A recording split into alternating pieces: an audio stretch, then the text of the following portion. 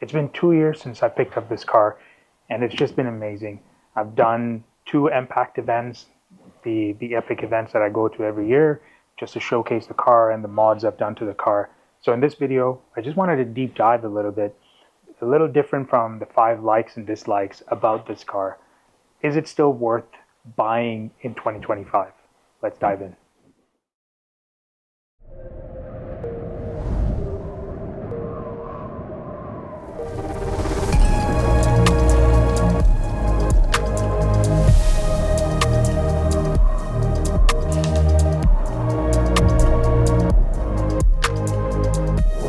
I got the car mainly as a social media showcase for me. It's to take this journey and document this journey for all of you. It's been such a fun experience with the car, modding it, the first time I've ever modded a car, the way I've done it. Along the way, I've built such great relationships and partnerships with folks like Auto ID, Edelweiss Wheels, AWE Exhaust, Vesca Inc., and all of those brands come together to make this car what it is right now. Sure, you can take this further and beyond, but I don't think I want to do any more. This year, 2025, we'll be trying to decide, where do I take this car further? When BMW announced this car for the very first time, it really caught my attention. It was the retro, modern, 400 horsepower, rear-wheel drive, manual sports car that I was looking for. I was in the territory of wanting to get a 911 and use that as my daily driver. But when you start looking at the prices of those 911s, they are well above $200,000. And it just didn't seem like the right thing and the right time for me in 2023. In 2025, does it change? I don't know. I don't think so. I still think this is great value for what you get. When I was hunting for this car, I really didn't cross-shop any other cars, really. When I saw the specs and what they were offering with the G87, I was like, yes, that's awesome. I wanted to enter the BMW ecosystem mainly because of the amazing following it has. For me, it was just a slam dunk decision that I wanted to get into a BMW, stop modding it, start building partnerships and so on. So was the Supra a potential? At the time, they didn't have a manual. The Corolla GR was a potential option as well, but I wanted that German engineering, German precision, and a manual with rear-wheel drive, with 400 horsepower, a platform that I can mod and will look good over time, and that was this car. From a design perspective, I know a lot of you would say it's a bit controversial, but over the last 2 years, it's gone from hate, absolutely disliking this car, to people actually starting to see what this car was about when it came to the design and the aesthetics of it all. I get more compliments than I get hate now. So in that time, what has changed really? I haven't done a whole lot to the car. Small little mods that totally transform the look of the car. The wheels being the first one, in my opinion, proper offset, proper fitment, proper ride height, all kind of contributes to transforming this car. If you were to do anything and only one thing for the car, I think wheels will be it. And then you can stack on all of the aero bits. The aero bit totally fixes the front end of the car. That was the main criticism for a lot of enthusiasts or BMW fans, if you will. And the front lip and a bunch of other add-ons that you could get transforms the front of the car for you. For me, I've just done the front lip. I'm looking to get the grille inserts and the side vent inserts as well in carbon fiber, and looking to see if Auto ID will hook that up as well. And once we have it available, we'll try them out. But otherwise, the front lip on its own will complete the look of the front. Obviously, I've done the side skirts and the rear diffuser. That rear diffuser was something I attained towards the tail end of last year. Right before winter, we installed it. It was a bit finicky, but we managed to get it in.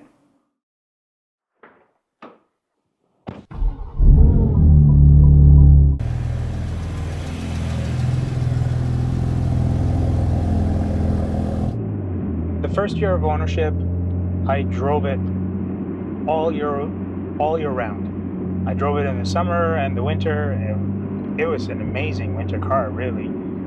Granted, I didn't drive it around a lot in snowstorms and things like that. You don't want to do that with the rear-wheel drive car anyway. And the second year, I ended up parking the car for the winter. It didn't get driven, and I treated it like a project car. In retrospect, I think I'll continue to drive this on a daily basis in the coming winter as well of 2025. Now that spring is here, the car is out to play, and it feels so good driving a 6-speed manual.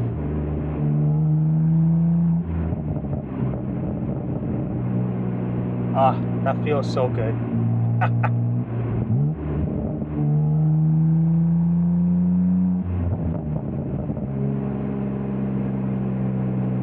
All the things that people kind of complain about this car is something that you can learn to live with. When it comes to the driving aspect of it, there's a lot of complaints about how the steering is numb. But to be honest, if you lowered your car, or you put coilovers on, or you put more aggressive wheels on, a lot of that kind of goes away. You don't notice it as much anymore. And I'm guessing all of this is because of the initial cost cutting from BMW to try and make the car affordable so people would buy it. One of the things I didn't like so much after I lowered the car and on the Cobra height adjustable suspension and so on was that with this wheel and tire setup, it was rubbing the fender liner quite a bit. In reverse, not all the time, just in that reverse scenario when I was doing that 3-point turn, it would rub. That was addressed before the winter as well, thanks to Vesca. She sent out their mesh liner that essentially addresses that issue. You go check that video that I did as well that shows you what I've done with the mesh liner. That changes so much. Now I don't feel as anxious about going and doing a 3-point turn, whether it's angled or uphill or downhill and so on. They just sort of took care of that business, so highly recommended.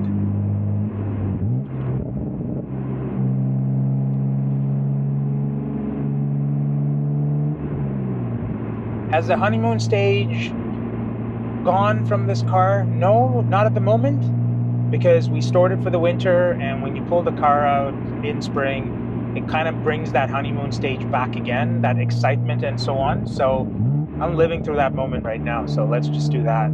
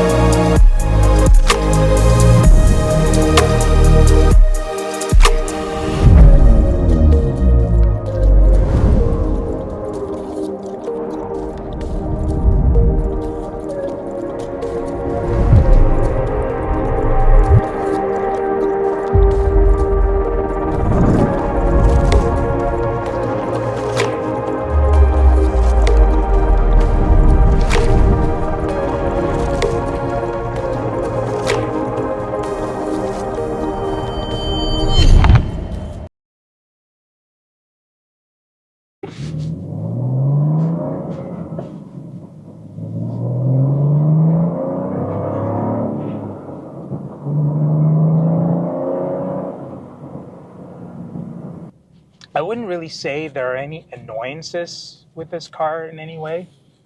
The one thing I find a little weird is the way the software update worked. There was a moment in time where people were a little afraid to do the software update, mainly because it kind of messed up the infotainment system. And I kind of listened to a lot of those folks and didn't software update. So now I'm at a point where I can't force a software update, there's a really cool feature with Apple CarPlay that I want to leverage with this iDrive system, where the maps is embedded inside of this main instrument cluster display that's up in front of me. So now I can't software update, and I have to go to the dealership in order to force the update. So in hindsight, I think I should have just done the update, dealt with the little platform reset stuff and setting resets that it does, the little nuances for the latest and greatest features. I appreciate the latest and greatest features on technology. So that's one thing I'd wish I had done and not avoided. So if you're kind of pondering back and forth on this, I would suggest you just do the software update. In the 2 years of ownership, it really has not cost me a whole lot of money. In terms of maintenance costs, there isn't a whole lot to worry about. It's one of those cars you drive, do a yearly oil change, and you're good to go, and you continue doing it. So from that aspect, it hasn't really been hard on the bank, if you will. Honestly, it hasn't had any sort of issues where I've had to take the car into the dealership. You know, I think the Porsche has been at the dealership more than this BMW M2 has. So from that perspective, from a reliability perspective, maybe this is the right car. So coming to the point of, would you buy a G87 M2 in 2025?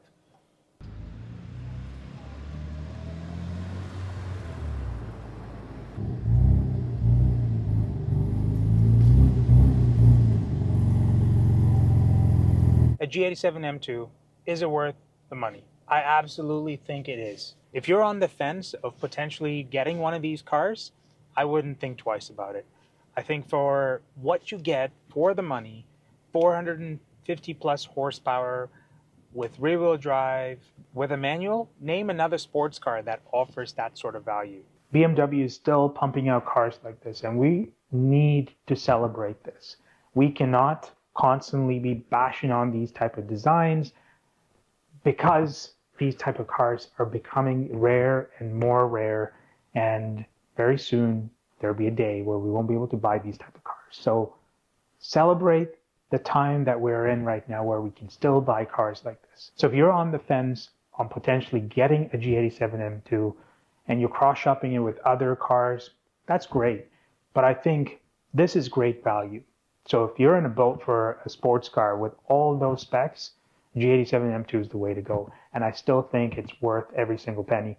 It's not an investment car. So don't buy this car thinking you're going to make money maybe one day, maybe in 10 years, when there are no more ICE cars, there are no more manual cars, and this becomes a classic. I think this is a future classic. And then these cars might fetch a premium. You kind of see that with the E46 M3, the E30 M3, and things like that. Prices are going up on those. So these are the type of cars you want to buy and hold for a very long time. Enjoy every moment of it. What do you all think? What are your thoughts on this? If I had to buy this over in 2025, I would certainly buy it. Let me know in the comments below, what other cars would you buy for this kind of money, this kind of power, this kind of engagement? Let me know. A Lotus Emira is good, but it's a whole lot more money as well. So that might be my next car, but we'll see. Let me know in the comments below. Once again, what would you get in 2025? 100 grand, 450 horsepower, manual, rear-wheel drive with an ICE engine. I'm super excited for summer. Spring and summer's here, which means back to content creation. So this is one of my first videos for 2025, talking about the G87 M2 journey and likely the journey of my other cars as well. If you'd like to see any other content, let me know in the comments below, and I'll try to get to it. So like, subscribe, do all those things. I appreciate all the support. So thank you all for joining me on this journey. We'll see you all in the next one.